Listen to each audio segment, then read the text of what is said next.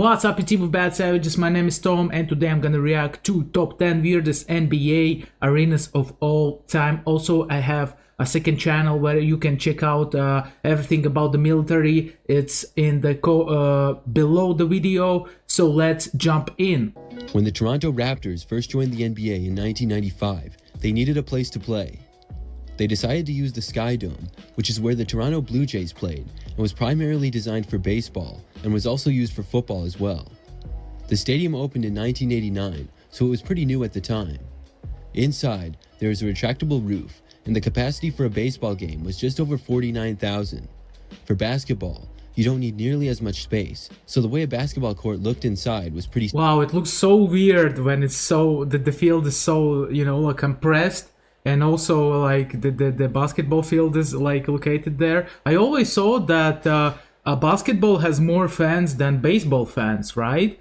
But I might be wrong. Look at this arena. Looking at this. Overall, it looked very temporary with the seating that was brought in and all of the open space around.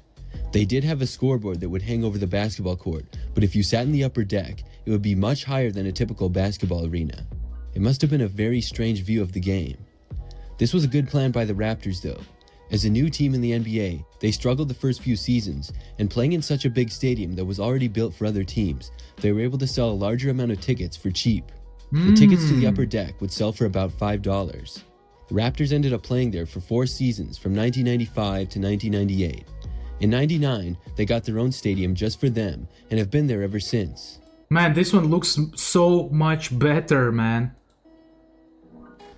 Pyramid Arena was the home of the Memphis Grizzlies from 2001 to 2004. Oh my gosh. The arena originally opened in 1991 and was used by the University of Memphis men's basketball. Later on in 1995 to 1996, it was used for arena football as well. Then, when the Grizzlies moved from Vancouver to Memphis, they played there. The strangest thing about the stadium is how it looks just like a pyramid from the outside. From the inside, most of it looks like a standard NBA arena, but when you look up, you see the very high ceiling.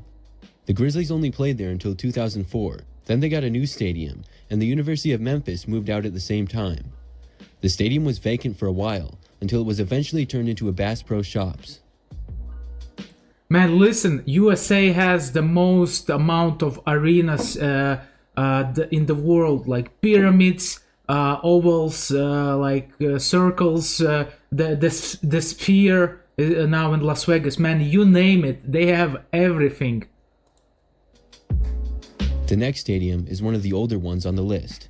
The Chicago International Amphitheater was first opened in 1934. The main purpose when the stadium opened was to hold livestock expositions. For basketball, the first team to call it home was the Chicago American Gears of the National Basketball League. They played there from 1944 to 1948.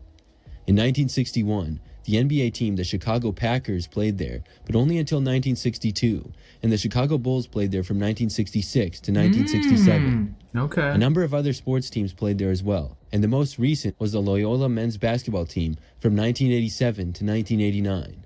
Here are some pictures of the stadium. The fact that it was not originally made for basketball and how old it is made it one of the more strange stadiums to be used. For sure, for me, it looks like a train station, literally a train station, because you see those like lines, right, that are on the side, like the small roof, right? It looks that a train is going inside and going outside from the other side. After basketball, there would occasionally be concerts there. The amphitheater ended up closing in 1999 and was demolished. The Alamo Dome is a stadium in San Antonio, Texas, and is currently used by the University of Texas San Antonio football team. It's an indoor stadium and opened in 1993. The outside of the stadium itself is unique, and inside, it's been used for the NBA, NFL, and the MLB at some point. The Texas Rangers played a few exhibition games there. For the NBA, the San Antonio Spurs played there from 1993 until 2002. The stadium is much bigger than most NBA arenas, so they would drop curtains down over some of the seating for most games. The Alamo Dome was built to be able to transform from basketball to other sports, but it was still odd to be playing basketball in such a large space.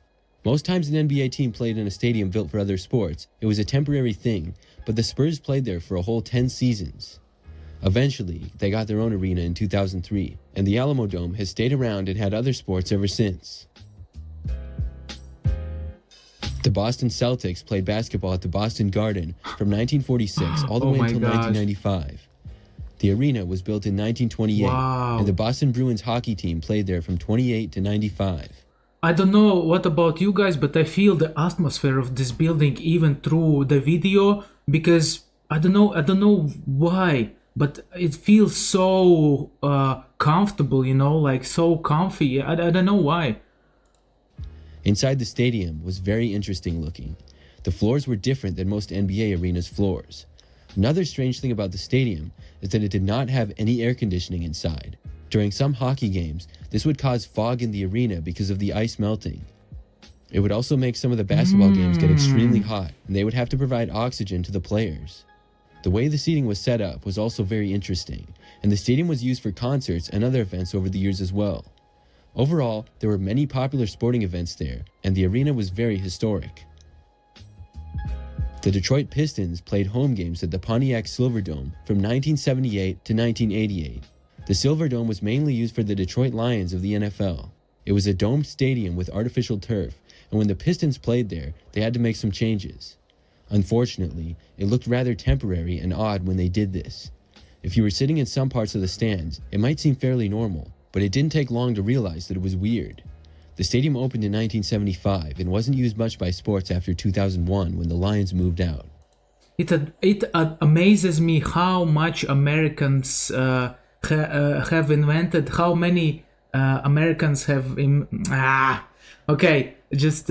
it amazes me how much Americans has their own sports, right? Baseball, right? Basketball, I think it's American sport. American football, like car sports, like a lot of car sports. Also, man, this is amazing, and people love sports in America so much. Man, you saw on the picture how much people gathered to see the match of a basketball team, right? In Latvia, it's not even close to that, except when the national team plays. I'm from Latvia, by the way, for people who don't know. Another strange arena that the Detroit Pistons played at was Cobo Center. They played there before the Silverdome from 1961 to 1978. From the outside, the stadium has a unique round shape. On the inside, the seating is shaped in sort of a U. There seems to be less seats than usual in the upper deck areas of the stadium as well. The setup looks like it would be great for concerts or other performances, but for basketball, it's just a little strange for one end to have a wall or a little bit of open space instead of seating. The facility is still open and is used for different purposes today, but it hasn't been home to the Pistons since 1978.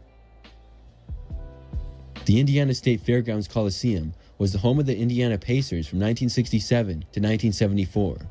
The arena first opened in 1936 and was popular for hockey.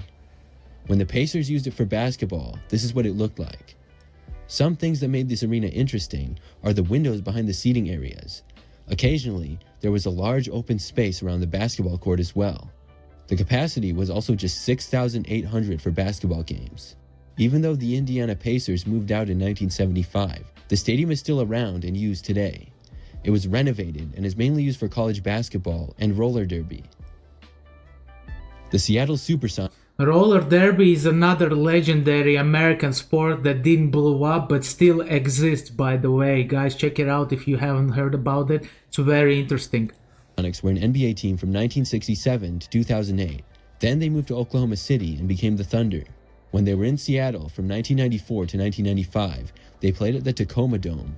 The Tacoma Dome is a domed stadium that opened in 1983, and it's been home to multiple sports teams over the years. When you look at the stadium from the outside or the inside, you can see that it's very interesting. It's actually built of wood, and when it opened, it was the largest wooden dome in the world. It later got passed, though, by the Superior Dome in Michigan, which is larger. Wow, the wooden dome, man, who could guess? I thought like all the stadiums were built from the iron, you know, but looks like I was wrong. You know, there is a saying, as much as you live, as much as you learn, something like that. I don't know how it's in English, but in Latvian it's something like that. Today, the Tacoma Dome is still open and mainly used for different types of events and not sports as much. The Atlanta Hawks have had a lot of changes over the years. They were first called the Buffalo Bisons in 1946. Then they became the Tri-City Blackhawks until 1951. From 51 to 55, they moved to Milwaukee and were the Milwaukee Hawks. Then they were the St. Louis Hawks from 1955 to 1968, and then finally moved to Atlanta in 68 and have been there ever since. During their time in St. Louis, from 55 to 68, they played at This one looks like opera, literally like opera building. Kiel Auditorium. The arena opened in 1934 as a theater. From the outside, it looks more like a museum than a basketball arena. Inside, similar to Cobo Center, you can tell that it was made for stage performances. The lighting is also very interesting and looks sort of fancy. The capacity was 9,300, and the Hawks played there until 1968 when they moved to Atlanta.